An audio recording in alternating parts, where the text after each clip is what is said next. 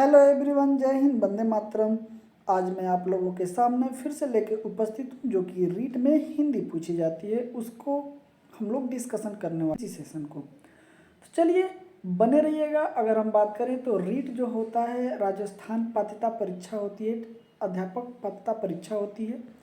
उसमें जो हिंदी का लेवल पूछा जाता है वही आपको प्रीवियस ईयर क्वेश्चन में जो पूछा गया है वही मैं आप लोगों के सामने डिस्कशन करने वाला हूँ। तो बाकी जो चीज़ें वीडियो हैं और सारी वीडियो आपको यहाँ पे कृष्णा स्टडी मस्ती के यूट्यूब चैनल पे आप वहाँ से जाके देख सकते हैं, जो कि सीडपी हो गया, जीएस हो गया, या फिर मैथ हो गया।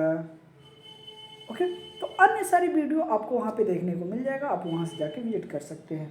तो बने रहिएगा वीडियो में और चलिए हम लोग सेशन को स्टार्ट करते हैं। और आज हम लोग डिस्कशन करने वाले हैं, टॉपिक हम लोगों का यही है, जो कि हिंदी की टॉपिक लेके आप लोगों के सामने उपस्थित हो। तो चलिए सेशन स्टार्ट करते हैं।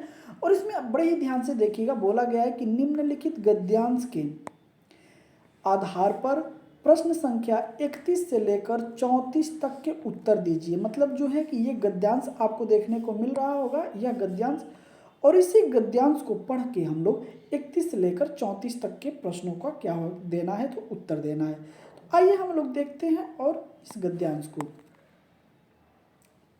चलिए देखिएगा, विद्याभाषी पुरुष को साथियों का अभाव कभी नहीं रहता। विद्याभाषी पुरुष को साथियों का अभाव कभी नहीं रहता। उनकी कोठरी में सदा ऐसे लोगों का वास होता है जो क्या होते हैं, अमर होते हैं। वे उनके प्रति सहानुभूति प्रकट करते हैं, करने और उसे समझाने के लिए सदा प्रस्तुत रहते हैं, सदा प्रस्तुत रहते हैं। आगे देखिएगा क्या है, कवि, दार्शनिक और विद्वान जिन्होंने प्रकृति के रहस्यों का उद्घाटन किया है, और बड़े बड़े महात्मा जिन्होंने आत्मा के गूढ़ रहस्यों की था लगा ली है। क्या है, था लगा ली है। आगे देखिएगा, सदा उसकी बातें सुनने और उनकी शंकाओं का समाधान करने के लिए उद्यत रहते हैं, बिना किसी उद्देश्य के रस सरसरी तौर पर पुस्तकों के पन्ने पलटते जाना अध्ययन नहीं है। अध्ययन नहीं है क्या? अगर आप सरसरी निगाहें से अगर पढ़ते हैं या फिर पन्ने पलटते हैं सिर्फ, तो उसको पढ़ना नहीं कहलाता है। आगे देखिएगा, लिखी हुई बातों को विचार पूर्वक पूर्ण रूप से हृदय से ग्रहण करना ही का नाम ही अध्ययन है। प्रत्येक स्त्री पुरुष को अपनी शिक्षा का उद्देश्य स्थिर कर लेना चाहिए। ओके, तो ये रहा हम लोगों का ये जो सेशन है। और अब हम लोगों को क्या करना है, ये गद्यांश रहा हम लोगों को, अब हम लोगों को देना है उत्तर। आगे क्या बोला गया है, तो बड़े ही ध्यान से देखिएगा। इसमें बोला गया है कि विद्वान का स्त्रीलिंग क्या होगा। तो विद्वान का स्त्रीलिंग क्या होगा? ऑप्शन नंबर ए कह रहा है कि महिषी होगा, बी कह रहा है विदुषी होगा, सी कह रहा है ज्ञानी होगा, और डी कह रहा है कि विभूषी होगा। अगर हम बात करते हैं विद्वान का, तो विद्वान का जो स्त्रीलिंग होगा वो क्या होगा, विदुषी होगा। ऑप्शन नंबर बी इसका करेक्ट ऑप्शन हो जाएगा। ऑप्शन नंबर बी क्या हो जाएगा, करेक्ट ऑप्शन हो जाएगा। आइए इसके बारे में अन्य तथ्य भी देख लेते हैं। चलिए देखिए, विद्वान का स्त्रीलिंग विदुषी होगा। अब हम लोग बात करते हैं लिंग की। तो संज्ञा के जिस रूप से व्यक्ति या वस्तु की नर या मादा, मतलब कहने का पुरुष या महिला जाति का बोध होता है, उसे व्याकरण में लिंग कहते हैं। हिंदी में लिंग के दो भेद हैं, एक पुल्लिंग होता है और एक स्त्रीलिंग होता है। आगे देखिएगा इन दोनों के बारे में क्या बताया गया है। अगर हम बात करते हैं पुल्लिंग, जो शब्द पुरुष जाति का बोध कराए उसे पुल्लिंग शब्द कहते हैं। जैसे चित्र, पत्र, वचन, गमन, हरण, राम, मस्तक इत्यादि। तो ये जो शब्द दिए गए हैं ये कैसे हैं, पुल्लिंग शब्द हैं। आगे अगर हम बात करते हैं स्त्रीलिंग, जो शब्द हमें स्त्री जाति का बोध कराते हैं वे शब्द स्त्रीलिंग कहलाते हैं। जैसे सजीव, माता, लड़की, गाय, मछली, माया, कृपा, वेदना इत्यादि। तो ये सारे वर्ड कैसे हैं? तो ये सारे जो शब्द हैं ये स्त्रीलिंग है। इसे भी आपको क्या करना है? याद करना है। आइए चलते हैं अगले पेज पे। आगे देखिएगा, क्वेश्चन क्या दिया गया है कि एक वचन बहुवचन का सही युग्म है। मतलब एक वचन जो शब्द है उसी का बहुवचन जो कौन सा शब्द सही होगा। तो ऑप्शन नंबर ए कह रहा है कि पुरुष, और फिर दिया है पुरुषों। बी कह रहा है पुस्तक, पुस्तकें। सी कह रहा है कि साथी, साथियाँ। डी कह रहा है कि स्त्री, महिला। अगर हम बात करते हैं तो इसका राइट ऑप्शन क्या हो जाएगा? इसका राइट ऑप्शन बी हो जाएगा। इसमें करेक्ट ऑप्शन पुस्तक का जो विलोम शब्द होगा, बहुवचन शब्द होगा, वो होगा पुस्तकें। यहाँ पे अगर हम बात करते हैं तो पुरुष का पुरुषों आपको सही लगेगा, लेकिन यहाँ पे र में देखिए, र में यहाँ जो र होना चाहिए वो नहीं है, तो इस लिहाजे से क्या होगा? ये गलत हो जाएगा। यहाँ साथी का साथियाँ नहीं होता है, साथियों होता है। क्या होता है? साथियों होता है। इस लिहाजे से ये भी क्या हो जाएगा? गलत हो जाएगा। स्त्री का अगर हम बात करते हैं तो स्त्री का महिलाओं होता है, ठीक है, स्त्रियों होता है। स्त्री का स्त्रियों होता है, इस लिहाजे से ये भी गलत हो जाएगा। तो हमारा राइट ऑप्शन क्या हो जाएगा? राइट ऑप्शन बी हो जाएगा। करेक्ट ऑप्शन क्या हो जाएगा? करेक्ट ऑप्शन हम लोगों का बी हो जाएगा। आइए आगे चलते हैं, देखते हैं इसमें कुछ दिए गए विकल्प के अनुसार एक वचन बहुवचन का सही युग्म पुस्तक और पुस्तकें हो जाएगा। पुस्तक का बहुवचन क्या होगा? पुस्तक जो है एक वचन में है, और इसका बहुवचन की अगर बात करते हैं तो पुस्तकें हो जाएगा। ओके, अब देखते हैं वचन। वचन को आप बड़े ही ध्यान से देखिएगा कि क्या है। अगर हम बात करते हैं तो संज्ञा, सर्वनाम, विशेषण और क्रिया के जिस रूप से संख्या का बोध होता है उसे वचन कहते हैं। हिंदी में वचन दो होते हैं, एक वचन, बहुवचन। ओके, आइए अब एक वचन और बहुवचन के बारे में भी हम लोग डिस्कशन कर लेते हैं। दिया है कि एक वचन विकारी शब्द के जिससे एक पदार्थ या व्यक्ति का बोध हो उसे एक वचन कहते हैं। कहने का तात्पर्य यह है कि ऐसे विकारी शब्द जो शब्द हैं उनको पढ़ने से आपको लगे कि इसमें एक वस्तु, ओके, एक पदार्थ, एक व्यक्ति की बात की गई है, उसे हम क्या कहते हैं? एक वचन कहते हैं। जैसे नदी, नदी मतलब एक ही नदी है। लड़का मतलब एक लड़का, घोड़ा मतलब एक घोड़ा, बच्चा मतलब एक बच्चा।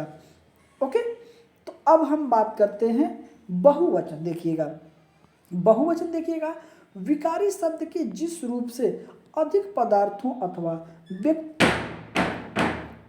व्यक्तियों का बोध होता है उसे बहुवचन कहते हैं। जैसे नदी है यहाँ पे, तो नदी का क्या हो जाएगा? नदियाँ हो जाएगा।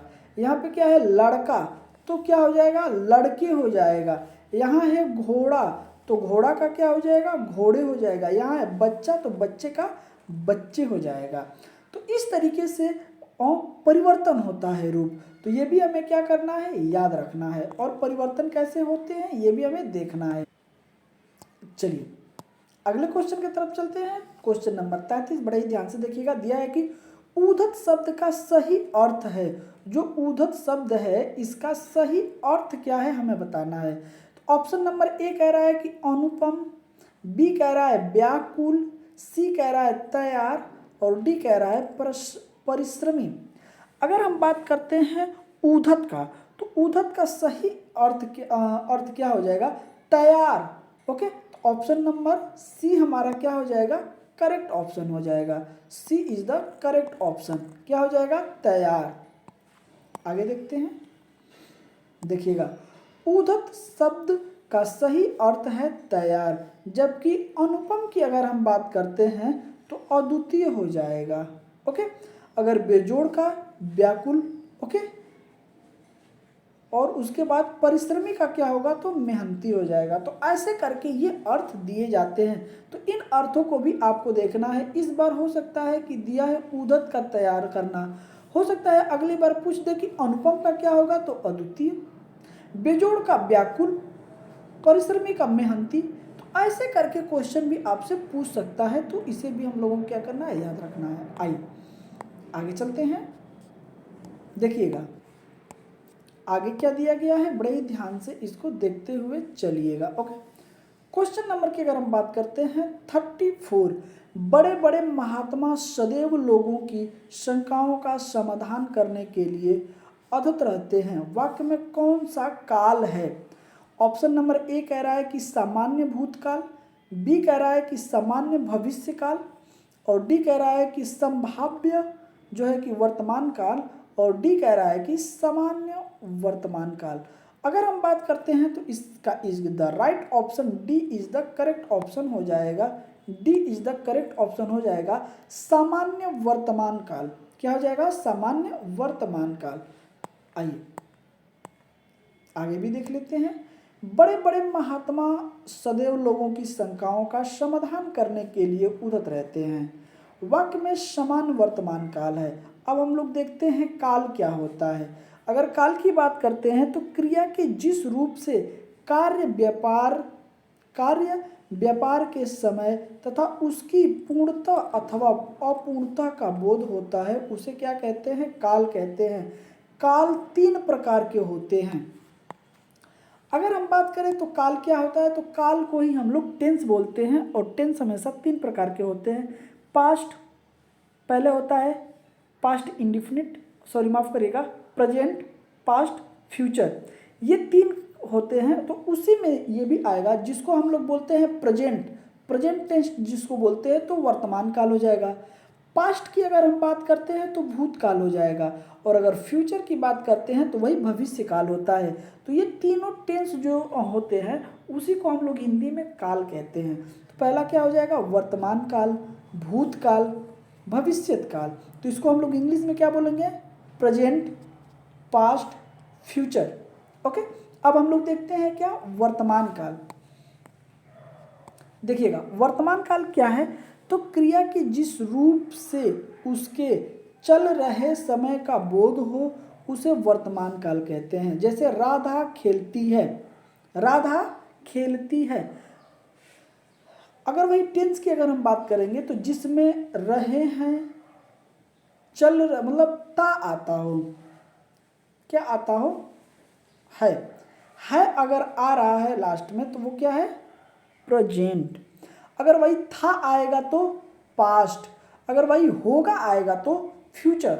ये पहचानने की एक अगर ट्रिक कह सकते हैं, या फिर ऐसे उसकी एक विधि होती है। ठीक है, आगे है कि समान वर्तमान काल, वह पढ़ता है तो भ्रमित वर्तमान काल। ओके, अब आते हैं हम लोग भूतकाल में। अब देखिएगा भूतकाल को बड़े ही ध्यान से, कि क्रिया के जिस रूप से बीते हुए समय का बोध हो उसे भूतकाल कहते हैं। जैसे सीता गई, सामान्य भूतकाल, गई मतलब चली गई है। ओके, आगे देखिएगा क्या है, आगे है भविष्यत काल। क्रिया के जिस रूप से पता चलता है कि क्रिया आने वाले समय में होगी उसे भविष्यत काल कहते हैं। जैसे हम दिल्ली जाएंगे, हमें नहीं पता है कब जाएंगे, लेकिन जाएंगे, भविष्य की बात हो रही है, मतलब आगे हम हो सकता है कि दिल्ली पहुंच जाएं। ओके, इस तरीके से ये भी आप देखते हुए चलिएगा, और एक एक चीज। चलिए, अभी हम लोग गद्यांश था और ये क्या है? काव्यांश है। अब हम लोग एक काव्यांश देखते हैं, ये भी गद्यांश ही है, लेकिन आपको पेपर में वहाँ पे एक गद्यांश और एक पद्यांश देखने को मिलेगा, जिसके आधार पे प्रश्नों की संख्या अगर हम बात करते हैं तो 35 से लेकर 39 तक इसको पढ़ के उत्तर देना है। तो आइए हम लोग फटाफट इसको पढ़ना स्टार्ट करते हैं और आंसर देना स्टार्ट करते हैं। दिया है कि सूखी फसल और उत्तम जीवन जीने के लिए किए गए आचरण और प्रयत्नों का नाम ही क्या है? धर्म है। देश, काल और सामाजिक मूल्यों की दृष्टि से संसार में भारी विविधता है, एवं अपने अपने ढंग से जीवन को पूर्णतया की ओर ले जाने वाली विधि धर्मों के बीच भी ऊपर से विविधता दिखाई देती है। आगे देखिएगा, आदमी का स्वभाव है कि वह अपने विचारों और जीने के तौर तरीकों को तथा अपनी भाषा और खान पान की सर्वश्रेष्ठता मानता है कि लोग उसी का अनुसरण और अनुकरण करें। आगे देखिएगा, यथाशक्ति दूसरों से अपने धर्म को श्रेष्ठतर समझते हुए वह चाहता है कि सभी लोग उसे अपनाएं। इसके लिए वह जोर जबरदस्ती को भी बुरा नहीं समझता। धर्म के नाम पर होने वाले जातिगत विद्वेष, मारकाट और हिंसा के पीछे मनुष्य की यही स्वार्थ भावना काम आती है। तो यह हम लोगों ने अब गद्यांश पढ़ लिया। अब आइए हम लोग आंसर देते हैं। देखिएगा, अगर हम बात करते हैं क्वेश्चन नंबर 35, बड़े ही ध्यान से देखिएगा कि क्या दिया गया है। देश शब्द का पर्यायवाची होगा, तो क्या होगा? वासव, अटवी, सदन, राष्ट्र। अगर हम बात करते हैं कि देश का, तो देश का हो जाएगा राष्ट्र। ओके, राष्ट्र हो जाएगा। ऑप्शन नंबर डी क्या हो जाएगा? करेक्ट ऑप्शन हो जाएगा। आगे चलते हैं, देखिएगा, देश शब्द का पर्यायवाची राष्ट्र हो जाएगा। पर्यायवाची शब्द की अगर बात करते हैं तो जब कई शब्दों से एक ही समान अर्थ प्राप्त होती है उसे हम क्या कहते हैं? एक दूसरे से पर्याय कहलाते हैं, मतलब पर्यायवाची कहलाते हैं। इन्हें एकार्थक या समानार्थक या प्रति शब्द भी कह सकते हैं। कुछ महत्वपूर्ण पर्यायवाची जो है कि नीचे दिए गए हैं, इन्हें भी हम लोग देख लेते हैं। चलिए, यहाँ पे आपको शब्द देखने को मिलेगा, यहाँ पे पर्यायवाची।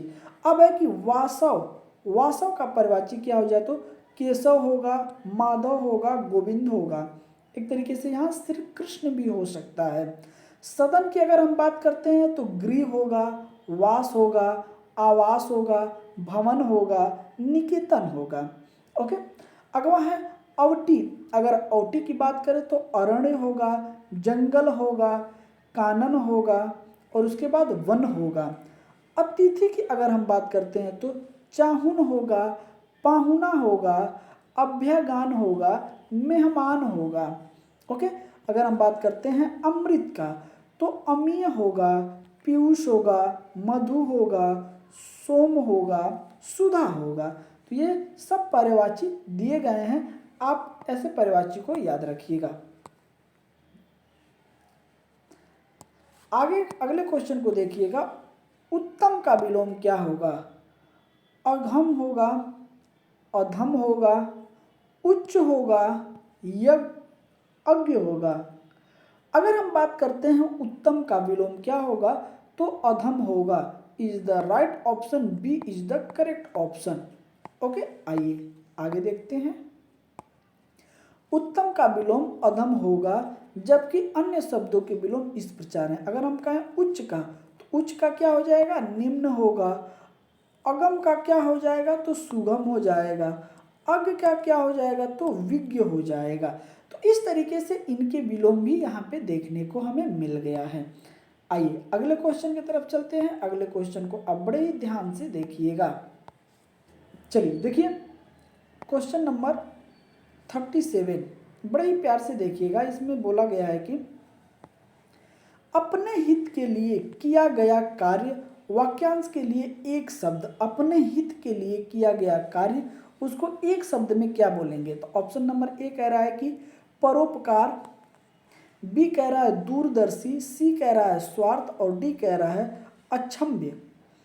अगर हम बात करते हैं कि अपने हित के लिए किया गया कार्य, तो इस लिहाजे से is the right option, C is the correct option, जिसको हम लोग स्वार्थ बोलते हैं। भाई अगर हम कोई काम कर रहे हैं अपने लिए, वो कि बस उसका लाभ मुझे ही मिले या फिर वो मेरा ही काम है, तो इसको क्या बोलते हैं? स्वार्थ बोलते हैं। Okay, option number C is the correct option हो जाएगा।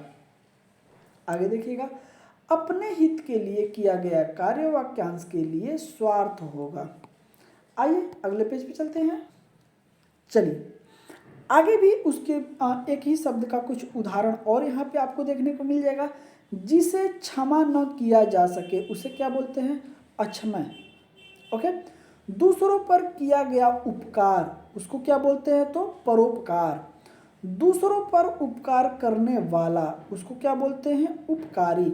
दूसरों पर किया गया उपकार परोपकार, और दूसरों पर उपकार करने वाला वो उसको क्या बोलते हैं? परोपकारी।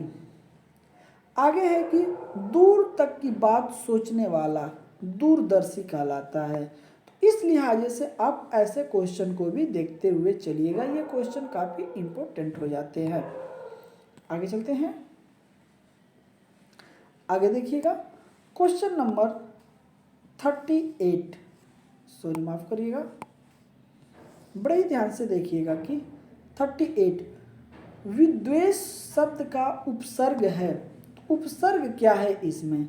तो वी है, विद है, वो है। तो अगर हम बात करते हैं विद्वेष, विद्वेष में क्या हो जाएगा? उपसर्ग। तो इस लिहाजे से is the right option, A is the correct option. इसमें वि उपसर्ग लगा है, वि उपसर्ग लगा है जिसे विद्वेष कहते हैं। आगे देखते हैं,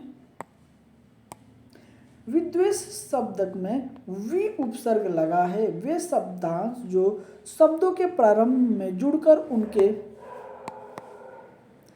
अर्थ में परिवर्तन ला देते हैं उसे क्या कहते हैं? उपसर्ग कहते हैं। ओके, आगे है उप दिया है, सम दिया है, वि दिया है, प्र दिया है। तो उप लगा के क्या बनाया है? उपकार। सम लगा के क्या बनाया है? संहार। वि लगा के विहार, प्र लगा के प्रहार। इस लिहाजे से आप इसे भी याद रखिएगा।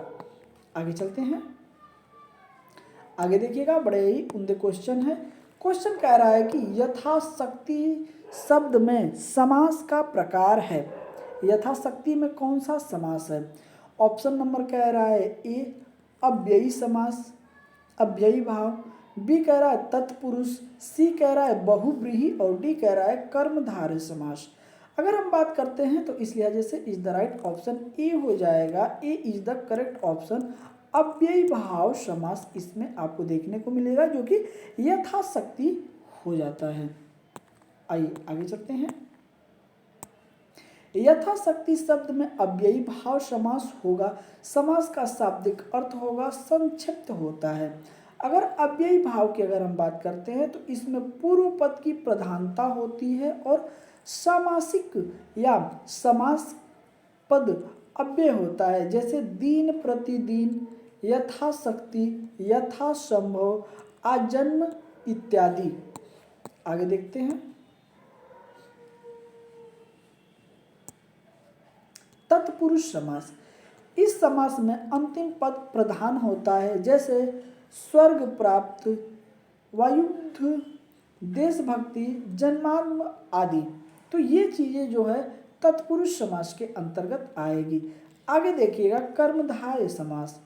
इसमें है कि इस समास में समस्त होने वाले पद मानाधिकरण होते हैं, अर्थात विरोध्य विशेष होते हैं, जिसे कुसुम, कोमल, महाजन, विश्वविद्यालय, नवोधा, नीलकंठ, मृगनयनी जैसे शब्द इसमें आपको देखने को मिलते हैं। आगे देखते हैं, बहुव्रीहि की बात की गई है। इस समास में किसी एक पद की प्रधानता न होकर अन्य पद की प्रधानता होती है, जैसे चतुर्भुज,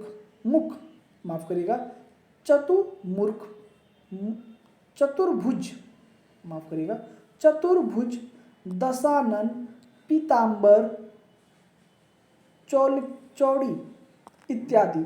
ये सब जो होते हैं वो क्या है? तो बहुव्रीहि के आएंगे। आगे देखिएगा, मुहावरा दिया गया है। इस मुहावरे को आप बड़े ही ध्यान से देखते हुए और चलते हुए करिएगा। मुहावरे की अगर हम बात करें तो इसमें बोला गया है कि मुहावरे के उपयोग से बने वाक्य का सही विकल्प चुनिए। ओके, आगे है कि सुरेश की तो अक्ल मर गई। आगे है बंद कमरे में उकसा दम फूलने लगा। बी है दोनों भाई खेत के स्वामित्व हैं लेकिन लाल पीले हो रहे थे। डी है कि चोरी करते पकड़े जाने पर उनकी नाक सूख गई। तो अगर हम बात करते हैं कि इसका सही क्या हो जाएगा तो इसके लिहाज से is the right option D हो जाएगा करेक्ट। करेक्ट ऑप्शन इसमें सी हो जाएगा। दोनों भाई खेत के स्वामित्व के लिए लाल पीले हो रहे थे क्योंकि लड़ रहे थे, कहासुनी हो रही थी। तो वही चीजें हैं यहाँ पे भी। आगे देखिएगा, चलिए क्वेश्चन देखिएगा, बड़ा ही प्यारा है कि हिंदी भाषा में वाक्य के मनुष्य अंग होते हैं। ए कह रहा है 2 होता है, बी कह रहा है 5 होता है, सी कह रहा है 4 होता है, डी कह रहा है 3 होता है। तो कितने होते हैं? 2 होते हैं। करेक्ट ऑप्शन कितना हो जाएगा? A is the correct option. A is the correct option हो जाएगा। आइए देखते हैं, आगे देखिएगा क्या है कि हिंदी भाषा में वाक्य के मनुष्य अंग 2 होते हैं। वाक्य के मुख्य 2 अंग होते हैं, उद्देश्य होता है और विधेय होता है। वाक्य का वह अंग जिसके बारे में कुछ कहा जाता है उद्देश्य कहलाता है। हमें जो हम बोल रहे हैं तो वो क्या होगा? उद्देश्य हो जाएगा, जिसके अंतर्गत कर्ता तथा कर्म का आ जाते हैं। वही वाक्य का वह अंग जो उद्देश्य के विषय में बताता है विधेय कहलाता है।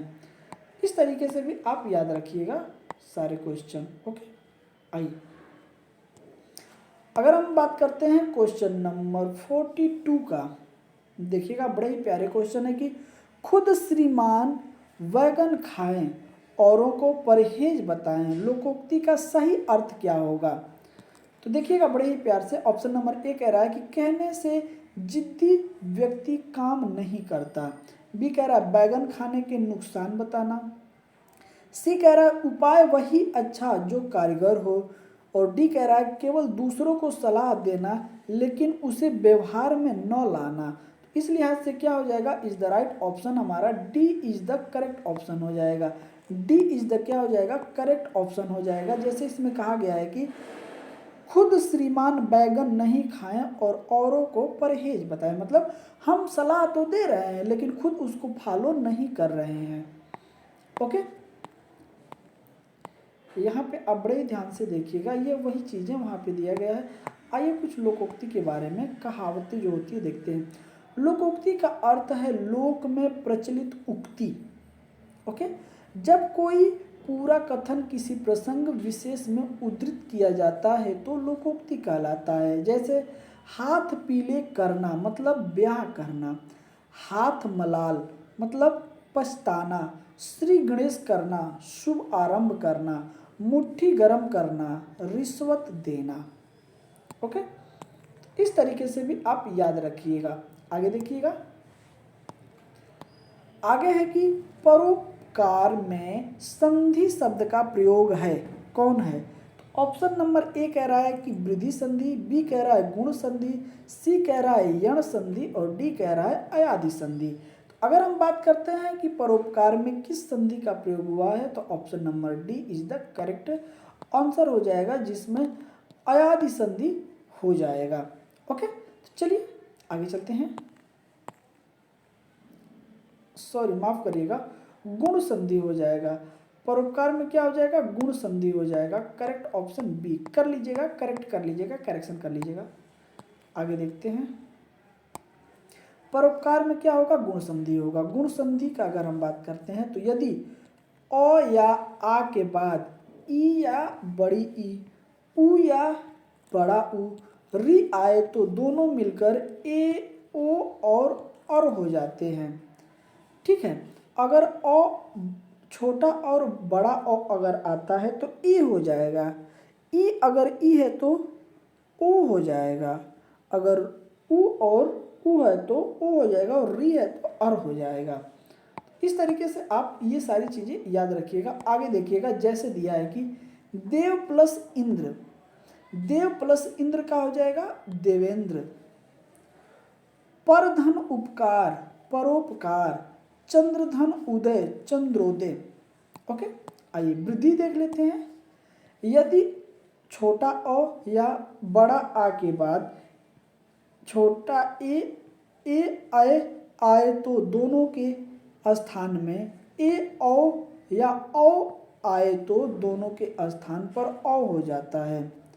जैसे 1 + 1 अकैक, भरम, धन, ओजस्वी, परमोश्वी। ओके, इस तरीके से भी आप एक एक संधि को देखते हुए चलिएगा। आगे है कि अयादी संधि। अयादी संधि ए, आय, ओ, औ के बाद कोई भिन्न स्वर आए तो ए का अय, ओ का औ, ए का आय और औ का आव हो जाता है। जैसे ने धन औ नयन हो जाएगा, पो धन औ पवन हो जाएगा। आगे देखिएगा, गुण संधि की अगर हम बात करते हैं तो यदि अ प्लस आ, अ या आ के बाद ई, बड़ी ई, छोटा ऊ, बड़ा ऊ और री आए तो दोनों मिलकर ए, ओ, अर हो जाते हैं। जैसे देवधन इंद्र बराबर देवेंद्र, चंद्रधन उदय, चंद्रोदय। ओके, तो मुझे लगता है कि आपको सारी चीज़ें अच्छे तरीके से समझ में आ रही होंगी। क्वेश्चन नंबर 44 देखिए, मुझे विश्वास है कि उन्हें किसी अन्य बंदों से नहीं मिलने दिया जाता। उक्त वाक्य है तो क्या है, आइए देखते हैं ऑप्शन। देखिएगा क्या है, सरल वाक्य है, मिश्रित वाक्य है, संयुक्त वाक्य है, साधारण वाक्य है। तो लिहाजा हम लोगों का राइट ऑप्शन इसमें क्या हो जाएगा, राइट ऑप्शन हो जाएगा बी, मिश्रित वाक्य है। क्या है, मिश्रित वाक्य है। आगे देखिएगा, मुझे विश्वास है कि उन्हें किसी अन्य बंदी से नहीं मिलने दिया जाता। उक्त वाक्य मिश्रित वाक्य। रचना की दृष्टि से ये 3 भेद होते हैं इनके। देखिएगा, पहला क्या है, सरल। जिस वाक्य में केवल एक ही उद्देश्य और एक ही विधेय होता है वो सरल वाक्य कहलाता है। सरल वाक्य को साधारण वाक्य भी कहते हैं। जैसे मोहन पढ़ता है, कृष्ण ने कंस को मारा। आगे देखिएगा, अब हम बात करते हैं संयुक्त वाक्य की। ओके, दिया है कि जिस वाक्य में 2 या 2 से अधिक सरल वाक्य समुच्चय बोधक अवयवों और एवं तें तथा किंतु परंतु लेकिन से जुड़े हो तो उन्हें संयुक्त वाक्य कहते हैं। जैसे एक लड़का भागा और 2 पुलिस भागे। राधा गाती रही परंतु श्याम बांसुरी बजा रहे हैं। इस तरीके से यह क्या हो जाएगा, संयुक्त वाक्य। अब आइए मिश्रित वाक्य देखते हैं। जिन वाक्यों में एक मुख्य या प्रधान वाक्य हो और अन्य आश्रित उपवाक्य हो उसे मिश्रित वाक्य कहलाते हैं। जैसे यदि तुम परिश्रम करते तो सफल हो जाते, अध्यापक आए और कक्षा शांत हो गई। इस तरीके से भी क्वेश्चन आपको यहाँ पे देखने को मिल जाएगा। आइए क्वेश्चन नंबर 45 देखिएगा, आपका जीवन सुखमय हो अर्थ भेद के आधार पर किस प्रकार का वाक्य है। ऑप्शन नंबर ए कह रहा है कि विधानवाचक, बी कह रहा है इच्छा वाचक, सी कह रहा है संकेतार्थ और डी कह रहा है कि आज्ञावाचक। तो आप इसको देखिए, एक बार पढ़िए, आपका जीवन सुखमय हो तो इसमें क्या है, इच्छा हमारी है कि आप खुश रहें। तो इस लिहाजे से राइट ऑप्शन क्या हो जाएगा, right option B is the correct option हो जाएगा। आइए आगे चलते हैं।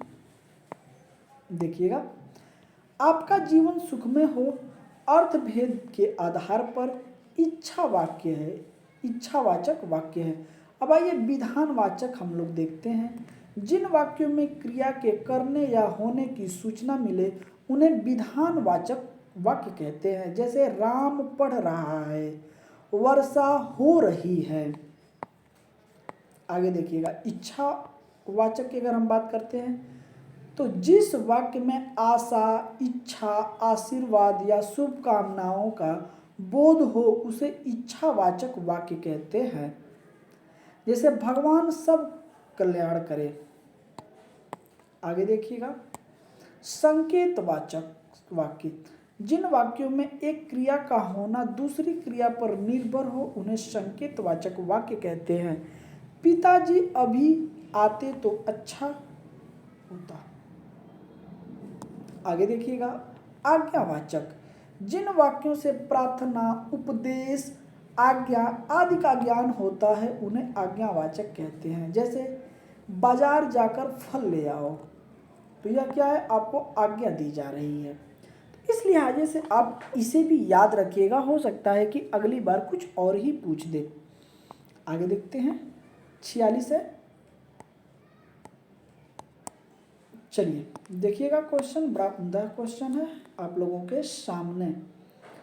अगर हम बात करते हैं तो जिस समास में सामाजिक पद के दोनों पद में विशेषण विशेष्य या उपमेय उपमान का संबंध हो, वह कहते हैं, क्या कहते हैं, हमें बताना है। ऑप्शन नंबर ए कह रहा है द्विगु समास, बी कह रहा है द्वंद्व समास, सी कह रहा है कर्मधारय समास और डी कह रहा है बहुव्रीहि समास। अगर हम बात करते हैं कि इसका राइट ऑप्शन क्या हो जाएगा, तो राइट ऑप्शन इसका सी हो जाएगा, कर्मधारय समास। कर्मधारय समास हो जाएगा, option number C is the correct option हो जाएगा। देखिएगा, जिस समास में समासिक पद दोनों में विशेषण विशेष्य या उपमेय उपमान का संबंध हो, उन्हें कर्मधारय समास कहलाता है। समास का अर्थ होता है संक्षिप्तीकरण। आगे देखिएगा, कर्मधारय समास, इस समास का भी उत्तर पद प्रधान होता है तथा इसमें एक दूसरे पद की गरिमा, रूप, रंग, आकार, दशा स्वयं पर ले जाता है, जैसे नील कमल, परमात्मा, श्वेत कमल, नवल किशोर। ओके, इस तरीके से भी आप एक एक करके याद रखिएगा। आगे देखिएगा, द्विगु समास, इस समास में उत्तर पद प्रधान होता है, प्रथम पद या पूर्व पद संख्यावाची होता है, जैसे साप्ताहिक, तिरंगा, त्रिफला, चवत्री। तो इस तरीके से करके दिया रहेगा, उसे द्वंद्व समास कहते हैं, द्विगु समास कहते हैं। अब आते हैं हम लोग द्वंद्व समास पर। इस समास में दो पद समान या प्रधान होते हैं, जैसे माता पिता, दिन रात, शिव पार्वती, रोटी दाल इत्यादि। आगे देखिएगा, बहुव्रीहि समास, इसमें दोनों पद अप्रधान होते हैं। अप्रधानता का कारण दो शब्दों से जुड़ने से जो तीसरा अर्थ निकलता है वही शब्द होता है, जैसे दशानन रावण हो जाएगा, कमलापति, कमलाकांत, माधव, वज्रयुद्ध इत्यादि। कमलापति, कमलाकांत विष्णु जी की आराधना हो रही है, माधव कृष्ण भगवान जी, वज्र कृष्ण भगवान जी। ओके, तो इस तरीके से भी आप देखते हुए चलिएगा। आइए चलते हैं, क्वेश्चन देखिएगा। डॉक्टर चंदा अभय साहस की धनी थी, वाक्य में रेखांकित शब्द का विश्लेषण, यहाँ पे साहस पे लगा है। तो ऑप्शन नंबर ए कह रहा है कि परिणामवाचक, बी कह रहा है व्यक्तिवाचक, सी कह रहा है संकेतवाचक और डी कह रहा है गुणवाचक। डॉक्टर चंद्रा अभय साहसी की धनी थी। ओके, इस लिहाजे से क्या हो जाएगा, गुणवाचक है। तो ऑप्शन नंबर डी क्या हो जाएगा, करेक्ट ऑप्शन हो जाएगा। Option number D is the correct option हो जाएगा, गुणवाचक। देखिएगा, डॉक्टर चंदा अभय साहसी की धनी थी, वाक्य में रेखांकित जो है कि गुणवाचक विशेषण है। अब गुणवाचक विशेषण की क्या विशेषता होती है, देखिएगा, जो शब्द अथवा सर्वनाम के गुण, धर्म, स्वभाव आदि का बोध कराते हैं वे गुणवाचक विशेषण कहलाते हैं, जैसे मोटा, सीधा, सच्चा, दानी, न्यायी इत्यादि होते हैं। आगे देखिएगा, परिणामवाचक विशेषण, जिन विशेषणों से विशेष्य की मात्रा या परिमाप, नाप तौल का बोध हो उसे परिणाम बोधक विशेषण कहते हैं, जैसे आकाश ने 1 किलो आटा खरीदा। नोट, परिणामवाचक विशेषण के दो भेद होते हैं, पहला होता है निश्चित प्रमाणवाचक विशेषण और दूसरा होता है अनिश्चित प्रमाणवाचक विशेषण। जैसे निश्चित जो होता है 1, 2, 3, इसकी संख्या कंफर्म होगी, थोड़ा, थोड़ा में पता ही नहीं है, बहुत, काफी इत्यादि, क्या आप इसमें बता पाएंगे। आइए आगे, निम्नलिखित में से उद्धरण के लिए उपयुक्त किया जाने वाला चिन्ह क्या है, तो आप देख रहे हैं ये चिन्ह है, तो इसमें इज द राइट ऑप्शन क्या हो जाएगा, is the right option B हो जाएगा। B is the right option. उद्धरण का चिन्ह होता है डॉट डॉट डॉट डॉट करके दिया रहेगा।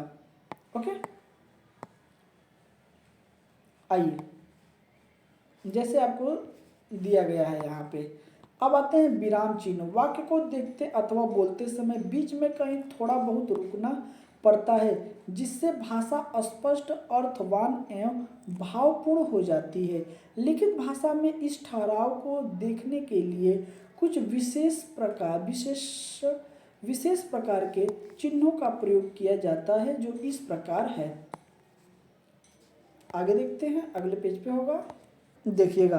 पहला दिया है पूर्ण विराम, अर्ध विराम, अल्प विराम, अपूर्ण विराम, योजक चिन्ह। तो ये चिन्ह जो आपको यहाँ दिखाई दे रहा है, ये उसके नाम है और कैसे बनाया जाता है आप ये भी देखते हुए चलिएगा। आगे देखिएगा, योजक चिन्ह, प्रश्नवाचक चिन्ह, विस्मय सूचक चिन्ह, विवरण चिन्ह, टूटीपद चिन्ह, लाघव चिन्ह। ओके, आइए आगे देखते हैं।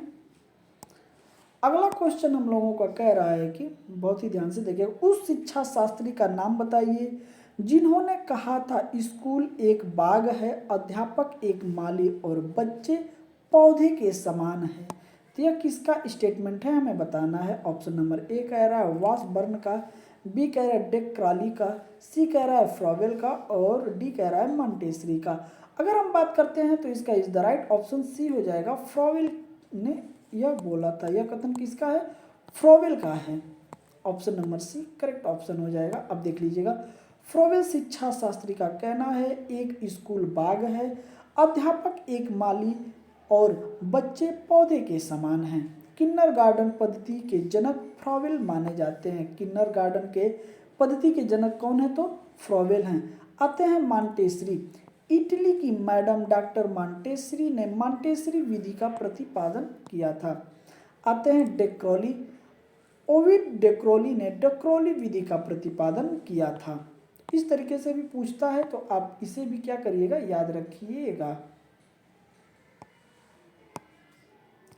चलिए क्वेश्चन नंबर 50 आते हैं कि राष्ट्रपिता महात्मा गांधी द्वारा परिवर्तित बेसिक शिक्षा का एक प्रमुख सिद्धांत है, तो क्या है, व्यक्तिगत विभिन्नता पर बल देना, बी कह रहा है कक्षा के स्थान प्रयोगशाला में शिक्षण देना, सी कह रहा है मातृभाषा के माध्यम से शिक्षा प्रदान करना, डी कह रहा है खेल के माध्यम से शिक्षा देना। तो अगर हम महात्मा गांधी की बात करते हैं तो वो वकालत करते हैं कि मातृभाषा में शिक्षा प्रदान करना। अगर हम बात करते हैं प्राथमिक शिक्षा, तो मातृभाषा में ही वो प्राथमिक शिक्षा हमें देनी चाहिए। आइए आगे देखिएगा, राष्ट्रपिता महात्मा गांधी द्वारा परिवर्तित बेसिक शिक्षा का एक प्रमुख सिद्धांत मातृभाषा माध्यम से शिक्षा प्रदान करना है तथा भारत बुनियादी शिक्षा की शुरुआत भी महात्मा गांधी से ही प्रारंभ करता है। अब आते हैं मातृभाषा। जन्म लेने के बाद मानव जो प्रथम भाषा सीखता है उसकी मातृभाषा कहते हैं। मातृभाषा किसी भी व्यक्ति की सामाजिक एवं भाषाई पहचान होती है। आगे देखिएगा, क्वेश्चन नंबर 51 देखिएगा। बोला गया है कि निम्नलिखित में से कौन सी बोलने की योग्यता है, तो क्या है हमें बतानी है। ऑप्शन नंबर ए कह रहा है कि शुद्ध वर्तनी, बी कह रहा है सुलेख, डी कह रहा है श्रुतलेख और डी कह रहा है आशुत भाषण। तो बोलने की योग्यता की अगर हम बात करते हैं तो आशुत भाषण हो जाएगा। Option number D is the correct option हो जाएगा। यह क्या हो जाएगा, करेक्ट ऑप्शन हो जाएगा। अब देखिएगा क्या है, निम्नलिखित में दिए गए विकल्पों में से आशु भाषण बोलने की योग्यता है।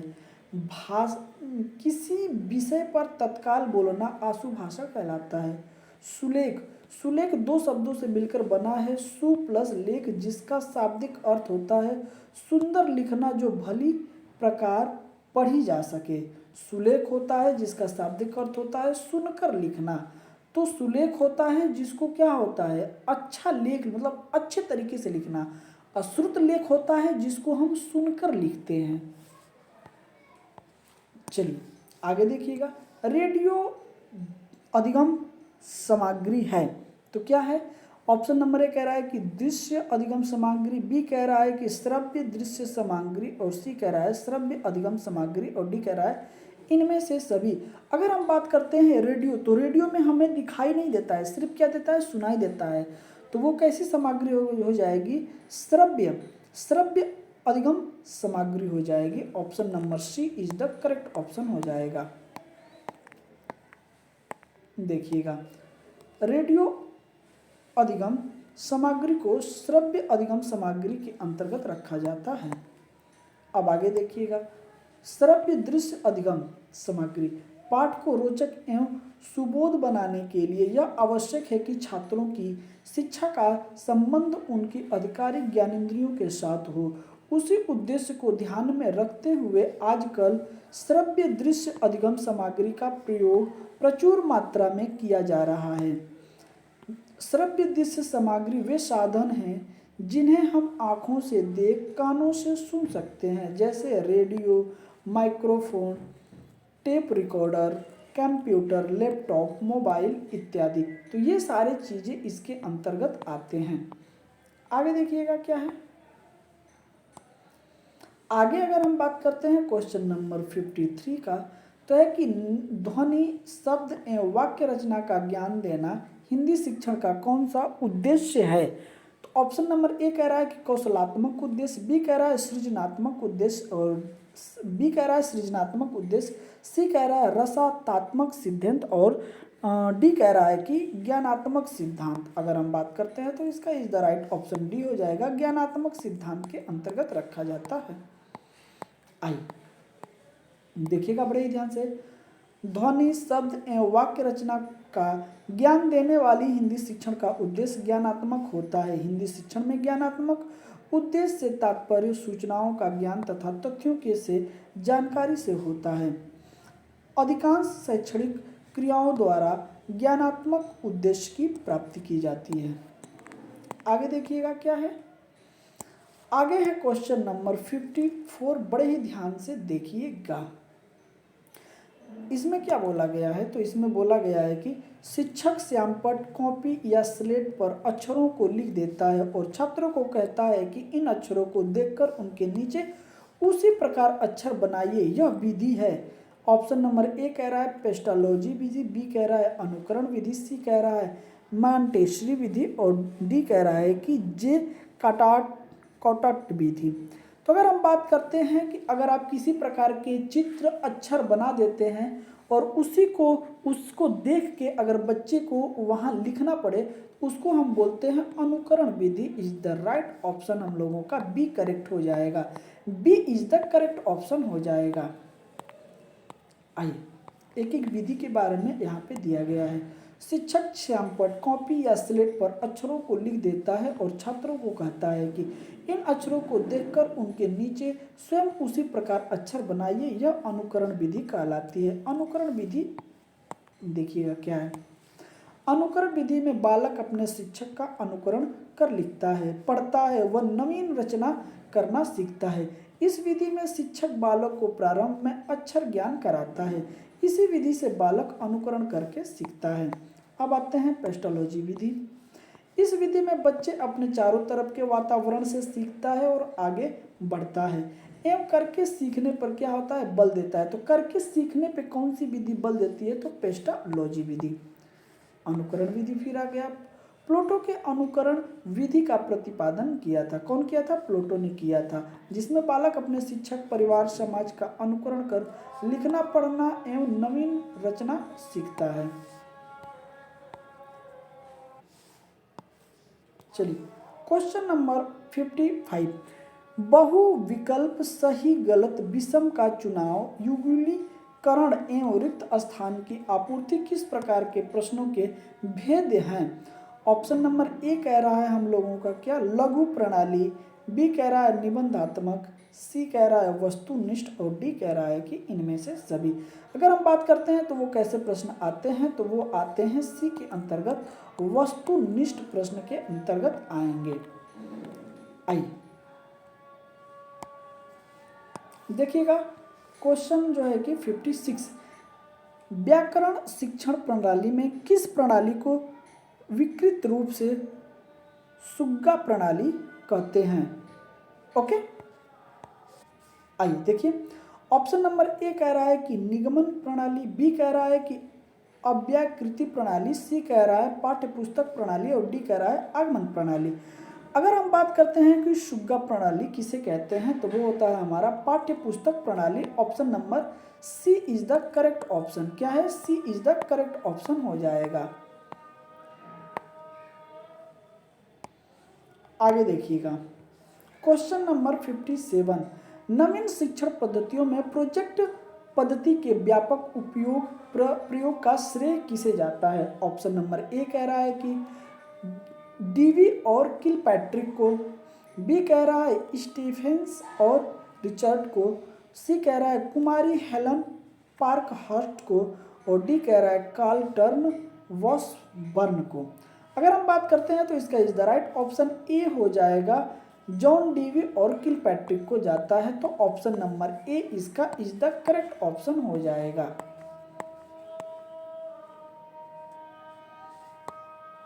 बड़े ही ध्यान से देखिएगा क्वेश्चन नंबर 58, क्योंकि क्वेश्चन काफी लंबा है इसलिए हिसाब से हम लोग देखते हैं। शिक्षकों को बालक की रुचि का सदैव ज्ञान रखना चाहिए।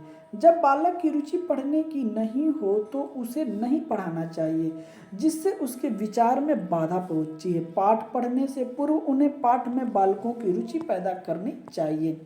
उपयुक्त कथन में भाषाई कौशल में किसका है?